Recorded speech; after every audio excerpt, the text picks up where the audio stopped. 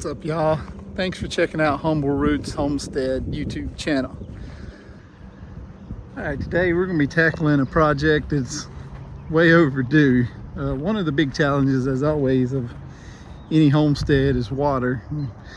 For us, we never had a well put in or anything like that, just simply because of the $15,000 to $20,000 estimates to have a well done here. So we have 6 IBC 275 gallon totes that we usually have water hauled in to us for, and it's time to save some money and quit hauling in that water so much. So we also have this big event tent. Now this is a 40-foot by 20-foot tent, so it will give you approximately 800 square feet of roof to collect rainwater on.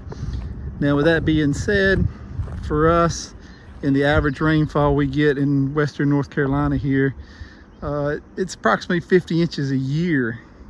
So if the average is met, that'll give us roughly 25,000 gallons of usable water just in those tanks. So right now, as it is, we use about 14,500 gallons a year. So that would obviously give us more without having to tour it in. So let's get started. So first thing first, I'm going to kind of weed eat and get the ground ready. My tanks are in another position over on the other side of the property. We'll move them over, but we're going to show you a quick and easy way to get some gutters up on this, and they can be removed if you need to move them. So yeah, follow along. Hopefully this may be something one of you can use on your homestead.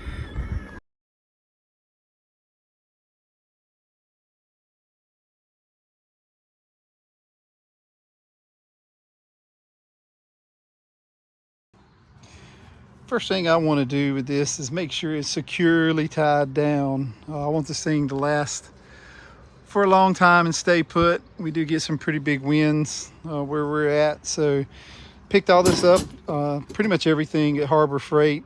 Straps, you don't have to go crazy high dollar, super strong, but they only have 5 of the spiral tie down, so I'm gonna have to come back and do another one because I'd like one on each corner and one in the middle. But so let's get to securing it.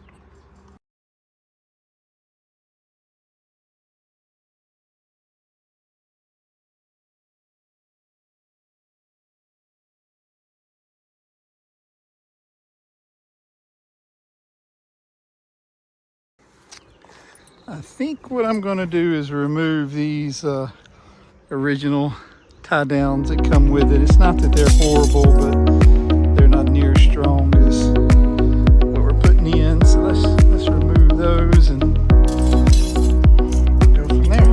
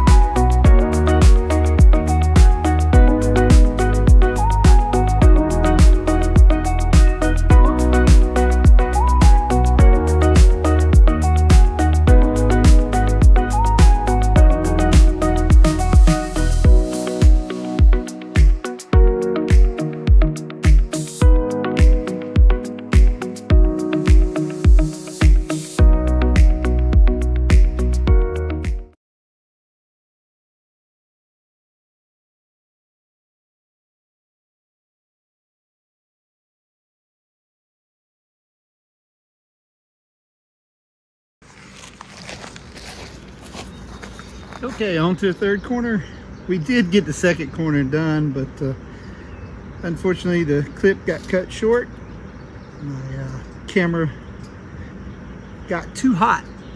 It's about 92 degrees right now, so it's a pretty nasty hot day to be doing this, but hey, that's homestead life. They don't care about temperature, don't care about rain, snow, wind. It just don't care. It's got to keep on moving. Now this would have definitely been a better project to do in the winter time, but that's all right. All right, so here's the goal here, and here's how this is supposed to work. So obviously your water is going to be coming off of your roof, and it's going to run right down this lip here and come down. Now this lip, if you're in a thunderstorm, it can move a little bit. So the goal is to get the gutter. This is just a T, but I'm just using it for example. The goal is to get the gutter just right under that lip like so. So all the water will fall right down into it. So one of the neat things you can do, there's two ways to do this. You can either come up in here and come to your inside bar, and you can take a couple wire ties and wire tie around your cross member up there, and then you can wire tie under the gutter, make like a saddle to hold it. That'll work fine. It's the, you know, you're not carrying, it don't need to be anything crazy to carry the weight of water that's going down the gutter. The only downside to this particular style of tent is we have these covers that cover the arms here. And so if you want your gutter to continue going, it runs into it. So you kind of have two options. You can either undo your leg, you can take it up and just wrap it around your bar here up hidden, or you can cut them off if you don't want to use them. I'm going to cut mine just right along the seam there because it's separate, you know. And then probably what I'll do is come back and reattach it after I have the gutters on, so it'll be behind the gutter and still can come down and cover this pole. And just like that, all the covers are cut, so you can just leave a little bit hanging down. It don't matter because this is actually going to go down into the gutter just a little bit. So all right, so we're ready to start putting up some gutters. So let me just show you what we got, guys. This is all the parts that we need. We don't need a whole lot. So we just have 10-foot pieces of vinyl gutter. We have a pack of wire ties, PVC or plastic downspout, some gutter connectors, a couple of gutter end pieces, end caps, a vinyl T, and a vinyl ground spout or downspout extender, whichever you want to call it. All right, let's get to hanging. Time to put the first gutter up. All right, guys, what I did was I went ahead and put 3 zip ties together. Yes, I could have bought longer zip ties, but it was a better deal to get these. About 100 of these for less than what I can buy the long ones for. So that's what I chose to go with. And you can go ahead and zip the 3 together and just leave you a saddle to set the gutter down into if you want to. But so yeah, let's go ahead and get the first one up and see how she looks. For this part, you may have to use a ladder if you don't have an extra set of hands out here.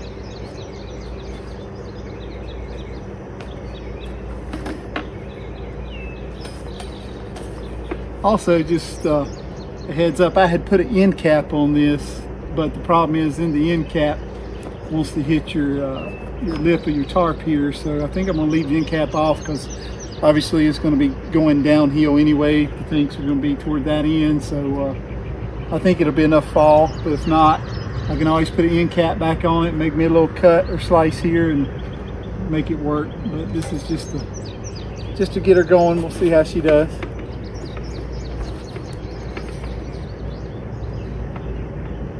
So I'm just going to put it inside of my little saddle there that I made with the zip ties.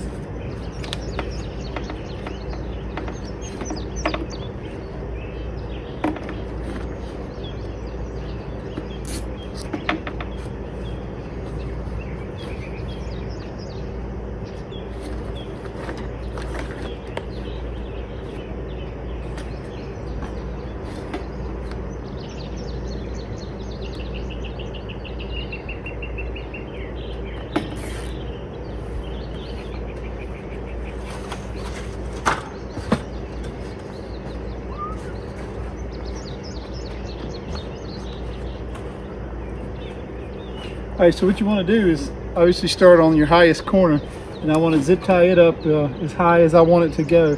I actually want the tarp coming down into my gutter. That way, if the wind blows it some, it still stays in the gutter.